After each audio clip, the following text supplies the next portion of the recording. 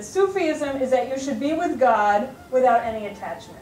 So that each moment you can keep returning to God without being attached. What's an attachment? Even a thought is an attachment. Oh, gosh, in 2 weeks I have this project due. You know, it's not being present. So to be present is to be with God and to have that God consciousness and to not be distracted by our attachments. So this stress on emptiness is beautifully summed up by a Sufi named Abu Sa'id, who said, whatever you have in your mind, forget it. Whatever you have in your hand, give it. The idea of why do we need to be emptied isn't just so, this abstract idea to approach God, but it's quite a literal one. How can you fill something unless it's become empty? So a lot of times Sufis talk about a vessel. The emptier a vessel, the more that it can be filled. In the same way, Sufis often talk about like a dark room that's sealed off from the world. How does the light get in? Through a crack, right? Through a window. So in that sense, Sufism stresses not just emptiness, but brokenness. How do you get the light in that room? There's a crack in the wall. There has to be a window. It has to be broken. So Sufis say, embrace your brokenness. Embrace what you see as your imperfection. Embrace your longing. Embrace your sense of separation from each other. Your sense of separation from God. Your sense of separation from yourself. Instead of running from that.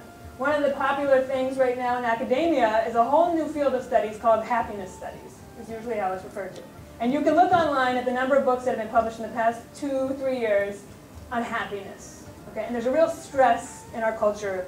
How to be happy all the time. How can we be happy all the time? Sufism looks at it differently and says, embrace your sorrow. Cry even louder. That's your music. That's your voice. And that until you kind of dive and plunge into that sadness, that sorrow, that separation, you will not be able to be whole. You will not be able to be happy. So instead of just constantly putting on a happy face and trying to achieve that, the only way to get there is to embrace your brokenness. Mevlana Rumi says, oh beloved, take away what I want. Take away what I do. Take away what I need. Take away everything that takes me away from you. You mentioned a few times when you're seeking out the Sufis, there was one group in Egypt that was primarily all women, and then you mentioned another group that you found in Mali, and it sounded like they were mostly men. And I look at the picture here, and it looks like mostly men. So it's probably a bigger question than what you can explain there, but kind of from your experience and historically, could you talk just a little bit about the status of women within the Sufi community? Are they teachers? Are there as many dervishes? Are they mixed? Or, do they separate? It's like a women's group and a man's group. Just give us a little taste. There are many women Sufi teachers, and depending what country and culture you're in, sometimes it's the women teach just the women, but in many places the women have both male and female dervishes. Everywhere, I know, from Central Asia to Iran to America. So there's a large representation of women in Sufism communities that I've been to. I'll speak experientially. The African group was half and half. The women's group in Egypt was meeting primarily as women. But some men showed up too, so I guess they were welcome as well.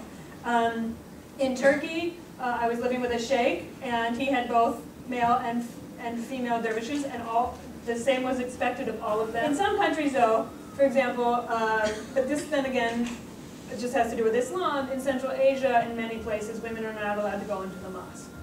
So they're not going to the mosque, but what does that do? That empowers Sufi space to be actually more female-centered.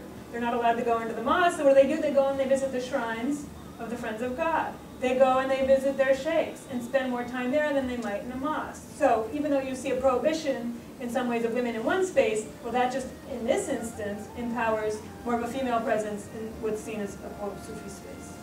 But there's many amazing, even in Turkey, women teachers that I've gotten to hear speak and gotten to meet, and they have male and female, dervishes with no distinction. Yeah. And they do zikr together.